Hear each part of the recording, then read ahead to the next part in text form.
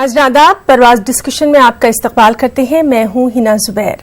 नाज़रीन, आज हम बात करेंगे महंगे इलाज सरकारी अस्पतालों की, प्राइवेट अस्पतालों की। जी हां, और ख़ास तौर से सबसे ज़्यादा जो इसका असर पड़ता है वो ख़वातीन पे पड़ता है। हमारा आज का मौजू है ख़वातीन और महंगी तिब्बी सहूलियात क्यों। जी हां, हिंदुस्तान में हेल्थ सेक्टर को लेकर लगातार बातें की जाती हैं, खूब दावे किए जाते हैं, स्कीमें जो है वो भी लाई जाती हैं, लेकिन जमीनी हकीकत कुछ और ही कहानी बयान करती है। और एक सर्वे के मुताबिक सबसे ज्यादा तशवीशनाक बात यह सामने आई है कि जो प्राइवेट अस्पताल हैं, प्राइवेट हॉस्पिटल हैं, वहां पर इलाज का खर्चा 7 गुना ज्यादा है। 7 गुना। सोचने वाली बात है, तशवीश में मुब्तला करने वाली बात है। तो चलिए, हमारे साथ मौजूद रहेंगे हमारे दो बहुत ही खास मेहमान, उनसे हम तारुफ करवा देते हैं। हमारे साथ मौजूद रहेंगी डॉक्टर सैयद मुबीन जहरा साहिबा, समाजी तज्जिया निगार हैं। सैयद मुबीन जहरा साहिबा, बहुत बहुत इस्तकबाल करना चाहेंगे अपनी खास पेशकश परवाज डिस्कशन में। और हमारे साथ मौजूद रहेंगे सीनियर कंसल्टेंट हैं सरगंगाराम हॉस्पिटल से डॉक्टर मोहसिन वली साहब। मोहसिन वली साहब, बहुत बहुत इस्तकबाल करना चाहेंगे अपनी खास पेशकश परवाज डिस्कशन में। सबसे पहले डॉक्टर सैयद मुबीन जहरा साहिबा, आपसे ही हम जानना चाहेंगे, जो एक सर्वे आया है जिसमें यह कहा गया है कि जो प्राइवेट अस्पताल है उसमें इलाज कहीं ज्यादा महंगा है। इलाज तो छोड़िए, हम यहां पर अगर खवातीन की सेहत से जुड़ी बात की जाए, सबसे ज्यादा लापरवाही का शिकार खवातीन की सेहत ही हो रही है। आपने चूंकि इस सिमत में बहुत काम किया है, तमाम चीजों को देखा है, क्या कुछ कहेंगी? देखिए हिना, मुझे खुशी है कि आज हम इस मौजू पे बातचीत कर रहे हैं, क्योंकि जब हम समाज में ख़वातीन को लेकर कोई मुद्दा उठाते हैं तो ये बात होती है कि हमेशा ख़वातीन का मुद्दा क्यों उठाया जाता है।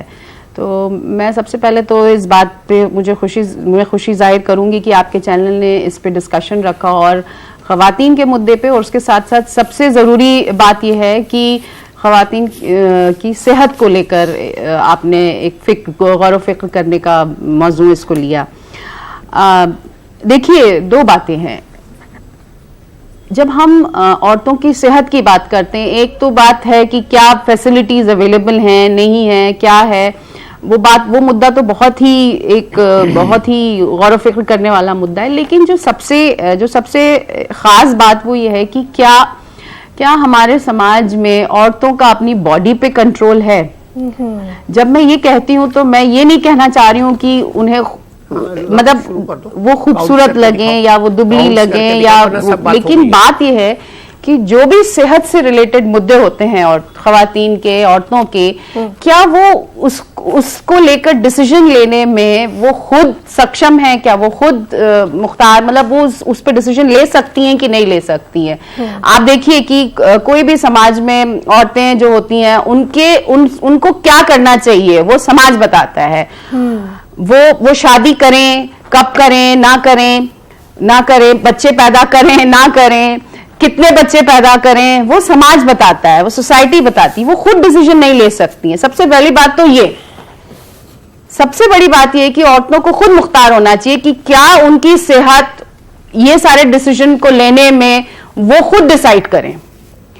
आपको याद होगा कि सानिया मिर्जा ने एक अपने इंटरव्यू में कहा था कि किस तरह से एक इतनी बड़ी फेमस स्पोर्ट्स वुमेन होने के बावजूद भी लोग उससे यही एक सवाल करते हैं कि आप मां कब बनेंगी। तो इस तरह के जो सवाल सेहत को लेकर होते हैं वो समाज की तरफ से आते हैं। और दूसरी बात मैं ये कहना चाहूंगी कि जो मुद्दे शहर में रहने वाली औरतों के सेहत को लेकर हैं वो, और या फिर छोटे कस्बों और गांव में रहने वाली औरतों को लेकर, दोनों डिफरेंट हैं। बिल्कुल।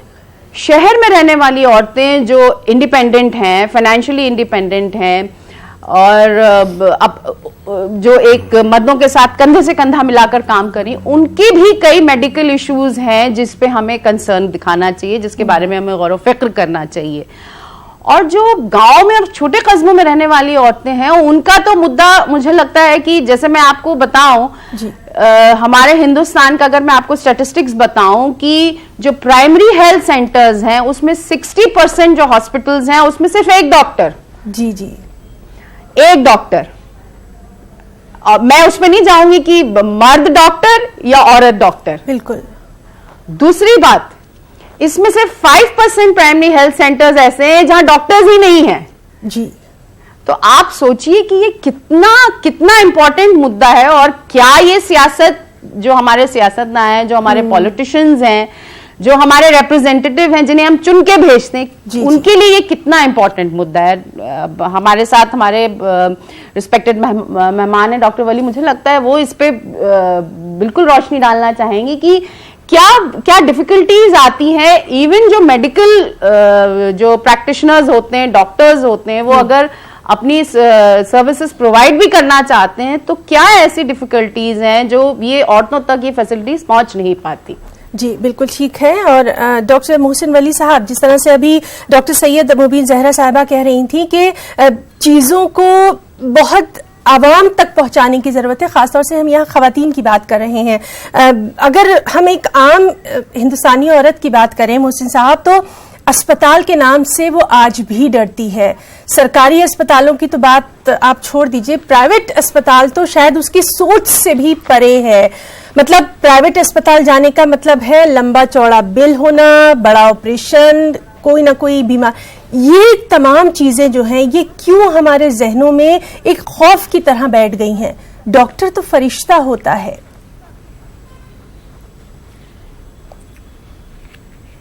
नहीं, डॉक्टर आज भी फरिश्ता हो सकता है अगर डॉक्टर प्यार से एक मरीज को रिसीव करे, उससे कहे कि तुम ठीक हो जाओगी, उससे ये कहे कि आपकी बीमारी इतनी संगीन नहीं है, इस बीमारी के इलाज करने के लिए मैं जिम्मेदारी लेता हूँ, तो उसकी मरीज की हिम्मत बढ़ाई जाए।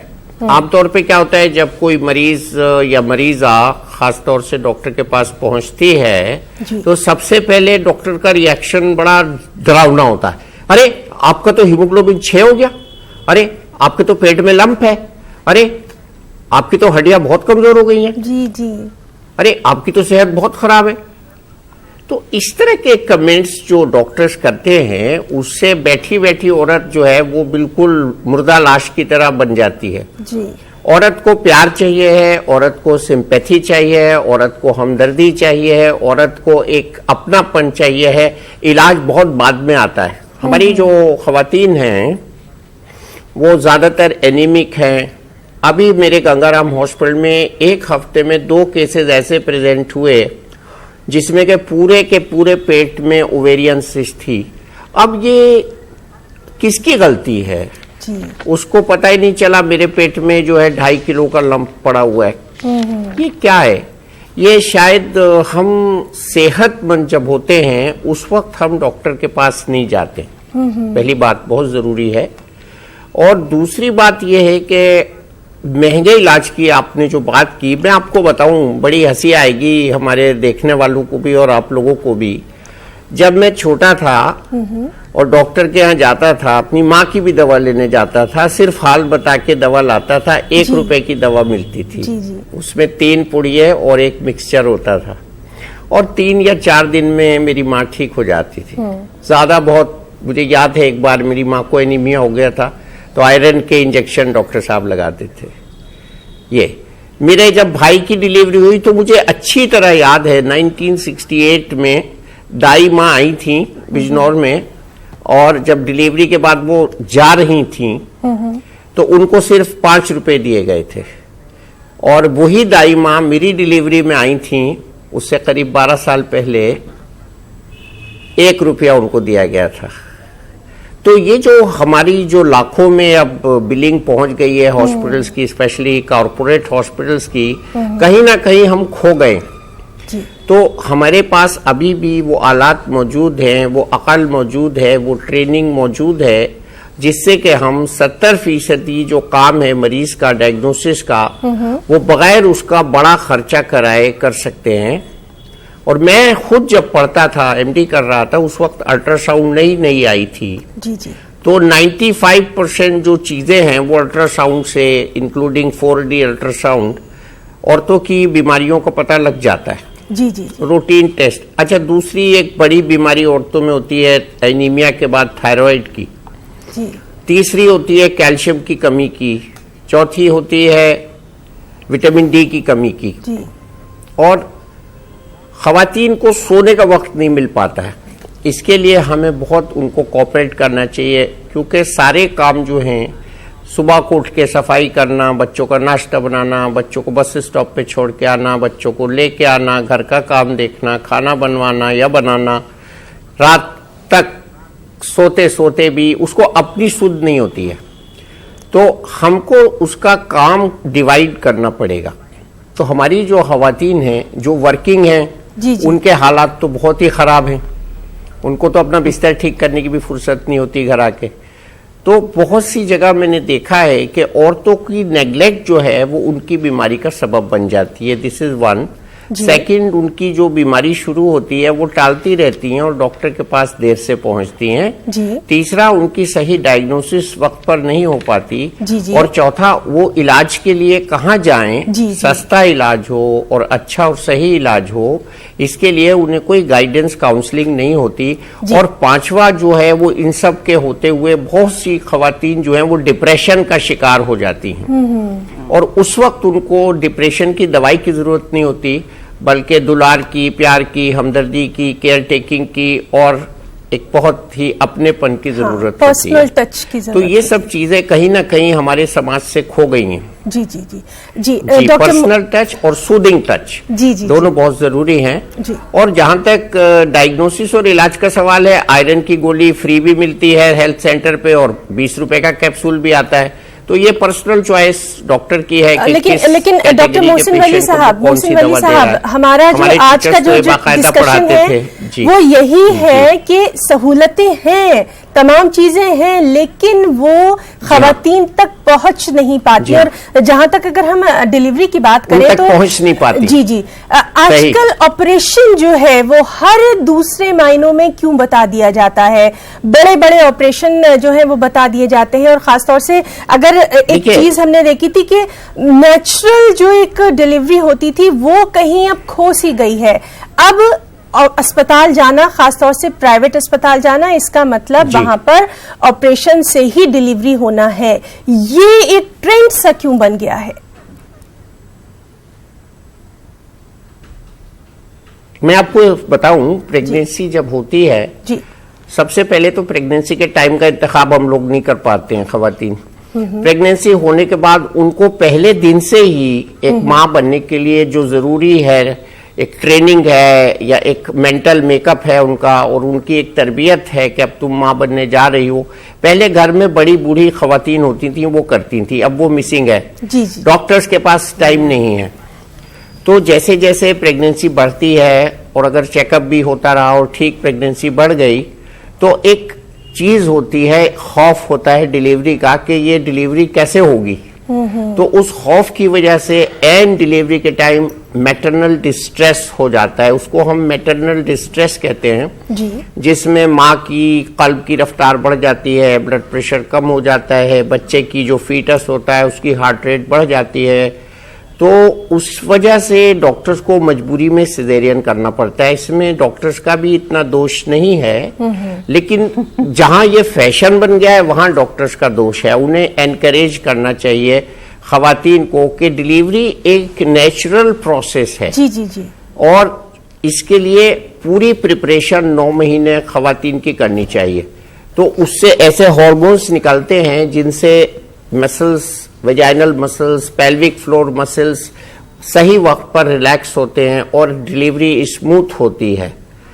तो डिलीवरी अगर स्मूथ नहीं हो रही है और औरत को मैटरनल डिस्ट्रेस हो जाता है, तो ये मजबूरन सिजेरियन करना पड़ता है। मैं डिफेंड नहीं कर रहा हूँ डॉक्टर्स को, बल्कि हालात के हिसाब से उस बच्चे की जान बचाना जरूरी होती है, माँ की जान बचाना जरूरी होती है।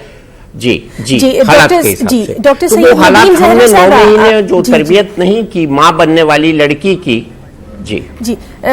मुबीन ज़हरा साहबा, आज के अगर हम बात करें, आज के तनाजुर में खवातीन को लेकर हम बात कर रहे हैं।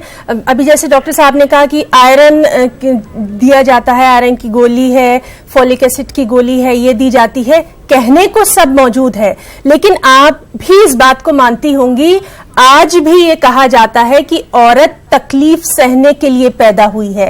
औरत को जो इसार है, सब्र है, उसकी मूर्ति है, उसको अपनी परेशानी, जिस्मानी तकलीफ तो जाने दीजिए, उसको बयान भी नहीं करना है। इस सोच से बाहर निकलने की जरूरत बहुत ज्यादा अब शिद्दत से महसूस की जा रही है, क्योंकि आखिर हमारी आधी आबादी का सवाल है। है ना, आपने बिल्कुल सही बात कही। और जैसा कि डॉक्टर वली साहब ने कहा, मैं चाहूंगी कि हर डॉक्टर जो हो डॉक्टर वली जैसा हो और इतना पॉजिटिव हो। जो उन्होंने बातें कही सेंसिटिविटी को लेकर, वो बहुत अच्छी बातें कही। बिल्कुल एक औरत को बहुत ज़्यादा केयर और सेंसिटिविटी की ज़रूरत होती है, और वो सेंसिटिविटी और केयर डॉक्टर तो देगा जब वो पहुंचेंगी डॉक्टर के पास। लेकिन उसके पहले जो है वो उसको फैमिली में मिलनी चाहिए, वो उसको अपने दोस्तों से मिलनी चाहिए, अपने आसपास के लोगों से मिलनी चाहिए। जैसे प्रेगनेंसी तो सिर्फ एक ऐसा इशू है जो महिलाओं से लेकर एक जनरल इशू है, वो बहुत जरूरी है।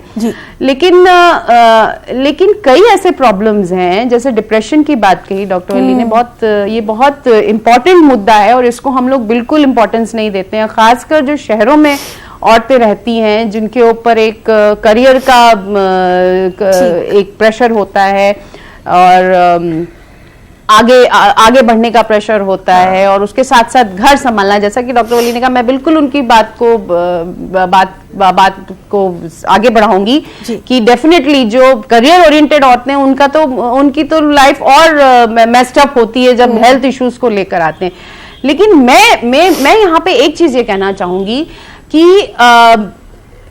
ये एक जो कहते हैं पिरामिड है सोसाइटी में, जिसमें जो मेन औरत है, और औरत अगर सेहतमंद नहीं है और अगर उसको सारी फैसिलिटीज नहीं मिल रही हैं, तो हमारी सोसाइटी जो है वो हेल्दी नहीं है, वो हेल्दी नहीं है। ये एक बात है। दूसरी बात ये है कि मैं चाहूंगी कि हर डॉक्टर जो है वो डॉक्टर वली जैसा हो, लेकिन हमें ये बात माननी पड़ेगी। जैसे कल एक केस मैं खबरें देख रही थी, एक केस हुआ है कि एक बच्ची, एक एडोलेसेंट लड़की जो है, उसका भाई उसको हॉस्पिटल ले जाता है, मेरा ख्याल है शायद ये कानपुर का किस्सा है, और उसे एक वार्ड से दूसरे वार्ड ले जाने के लिए वहां इतने सारे लोग हैं, वार्ड बॉय है, वो स्ट्रेचर नहीं है उसको ले जाने के लिए, तो उसका भाई जो है अपनी बहन को कंधे पे लाद के ले जाता है।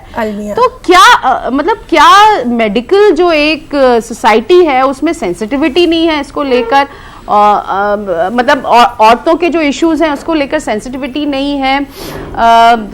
और मैं ये बात बिल्कुल नहीं मानूंगी कि सिर्फ जो है डॉक्टर जिम्मेदार नहीं है। बिल्कुल डॉक्टर्स भी जिम्मेदार हैं। डॉक्टर्स जो हैं उनको लेकर सेंसिटिविटी, उनके मन में जब जो औरतें पेशेंट होती हैं उनको लेकर सेंसिटिविटी होनी चाहिए।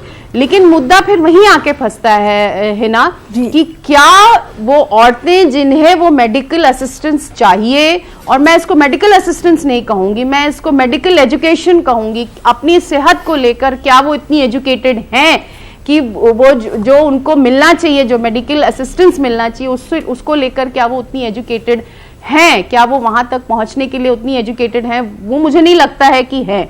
जी बिल्कुल बिल्कुल, वो जो है वो सोसाइटी देगी, और उसके साथ साथ मुझे ऐसा लगता है कि डॉक्टर वली जैसे डॉक्टर और भी जो डॉक्टर्स हैं जो इस सेंसिटिविटी को समझते हैं, इसमें कोई छुपी हुई बात नहीं है कि कई बड़े जो हॉस्पिटल्स हैं, बड़ी दवाइयों की कंपनियां हैं जो वो एक नेक्सस में काम करती हैं। आप इंडिया टुडे की रिपोर्ट ले लीजिए, आउटलुक की कई रिपोर्ट्स ऐसी आई हैं, आप तो मीडिया के लोग हैं, आप जानते हैं। लेकिन उसमें भी जो अच्छे लोग हैं वो अपना काम कर रहे हैं, तो कैसे उनका जो स्ट्रगल है, उनकी जो जिम्मेदारी है वो कितनी बढ़ जाती है। जी, और डॉक्टर सैयद मुबीन जहरा साहब, यहाँ पर हम दूर दराज के इलाकों की बात अगर ना करें तो शायद हमारा ये प्रोग्राम जो है ये अधूरा रहेगा। अक्सर दूर दराज के इलाकों में औरतों की मौत हो जाती है क्योंकि वो हेल्थ सेंटर तक सही टाइम पे पहुंच नहीं पाती। ये सबसे बड़ा अलमिया बन गया है। देखिए, मैं यहाँ पे एक बात कहना चाहूंगी, हिंदुस्तान में कई ऐसे कस्बे हैं, कई ऐसे गांव हैं जहां अगर औरतों को कोई मेंटल इलनेस होती है, उन्हें चुड़ैल कह के, उन्हें कुछ ऐसे इल्जामात दे के, कुछ ऐसी चीजें कह के उन्हें टॉर्चर किया जाता है, तो ये मेडिकल प्रॉब्लम नहीं है, ये हमारी सोसाइटी की प्रॉब्लम है। औरतों को लेकर जो हमारी सोसाइटी में एटीट्यूड है वो तभी चेंज होगा जब अवेयरनेस बढ़ेगी, जब सरकार का बजट एलोकेशन हेल्थ में बड़ा है सरकार का, लेकिन अभी भी वो काफी नहीं है, उसमें और एफर्ट्स की जरूरत है और कंसर्न की जरूरत है। और उसके साथ साथ आप देखिए कितने मेडिकल स्टूडेंट्स जो हैं, मेडिकल कोचिंग के लिए कितने इंस्टीट्यूट बढ़ रहे हैं, तभी जो है गांव में और वहां डॉक्टर्स नहीं पहुंच रहे हैं। जी, ऐसा तो क्या इस है? में काम करने की हमें ये जरूरत सवाल है, उठाना है। जी बिल्कुल सही आपने कहा। और हमारे इस प्रोग्राम का मकसद भी यही है कि कम से कम हम बात तो अपनी कर सके। डॉक्टर मोहसिन वली साहब, बहुत मुख्तसर से आपसे जानना चाहेंगे, प्राइवेट अस्पतालों से मैं एक आम औरत के तौर पे डरूं नहीं, मैं वहां इलाज के लिए जाऊं, स्कीमें मौजूद हैं, इसकी जानकारी मुझ तक कैसे पहुंचेगी? बहुत जल्दी।